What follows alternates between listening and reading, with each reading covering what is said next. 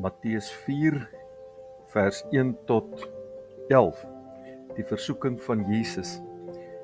Toe is Jesus deur die Gees weggelei die woestyn in om versoek te word deur die duiwel. En nadat hy 40 dae en 40 nagte gevas het, het hy naderhand honger geword.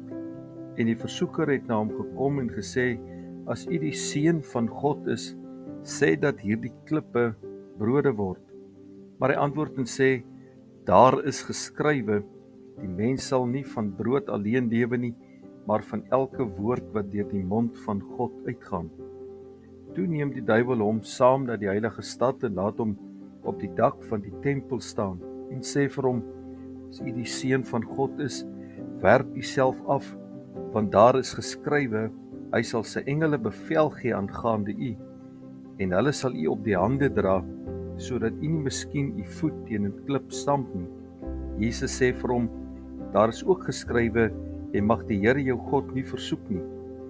Weer neem die duiwel hom saam na 'n baie hoë berg en wys hom al die koninkryke van die wêreld en hulle heerlikheid en sê vir hom: "Al hierdie dinge sal ek aan u gee as u neerval en my aanbid."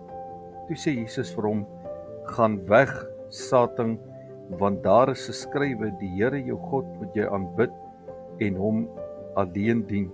Daarna het die duiwel hom laat staan en daar het engele gekom en hom gedien. Markus 1 vers 9 tot 13. Doop en versoeking van Jesus. En in daardie dae het Jesus van Nasaret in Galilea gekom en is deur Johannes in die Jordaan gedoop. En dadelik toe hy opklim uit die water, sien hy die hemele skeur en die Gees soos 'n duif op hom neerdal. En daar het 'n stem uit die hemele gekom: "U is my geliefde seun in wie ek in welbehae het." En dadelik het die Gees hom uitgedryf in die woestyn. En hy was daar in die woestyn 40 dae lank, terwyl hy deur die Satan versoek is. En hy was saam met die wilde diere en die engele het hom gedien. Lukas 4 vers 1 tot en met vers 13, die versoeking. En Jesus het vol van die Heilige Gees teruggekeer van die Jordaan af en is deur die Gees in die woestyn gelei, waar hy 40 dae lank deur die duiwel versoek is, en hy het niks geëet in die dae nie. En toe hulle verby was, het hy naderhand honger geword.